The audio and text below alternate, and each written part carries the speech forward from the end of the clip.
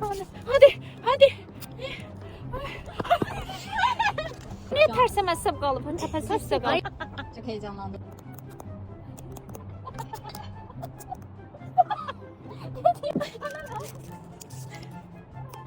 Hayır, o beyaz çizgiye kadar.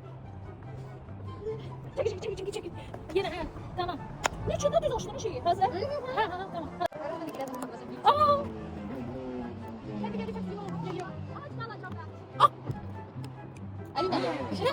Nereye? Basak.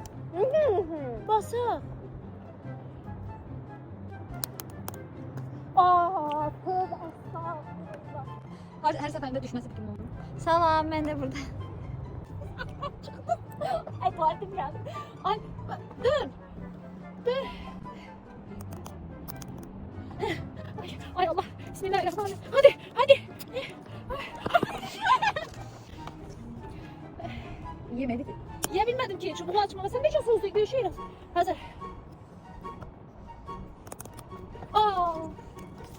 Size hile mi yapıyor? Bana mı öyle? Çünkü başka bir yöntem istifade edeceğim. Gel. Çok şey bilirsin. Bismillahirrahmanirrahim.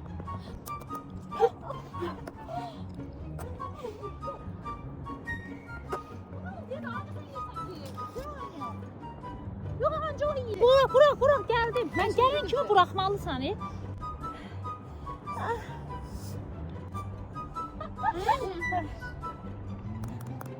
Ama öyle mi öldü rakı? Hadi sen ne?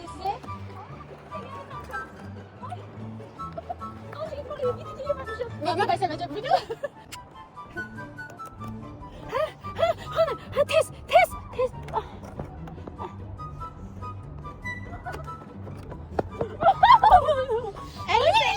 Siz eziyet çekin. Yat. Nasıl benim iyiydi? Neyse.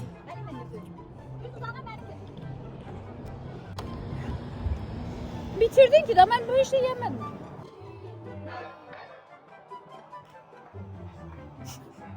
Aa.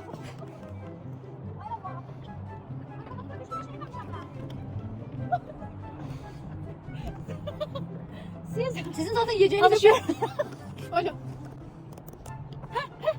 Hala benim şeyim. Hala yiyeyim de.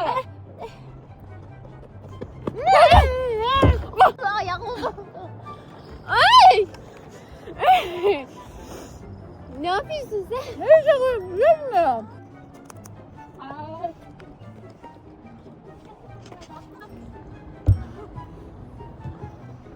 Hadi dur. Bırak. Aa. İşte sanırım basın aşağıda siz yerinde. Evet, yetti. Tamam siz kimsiniz? Asa.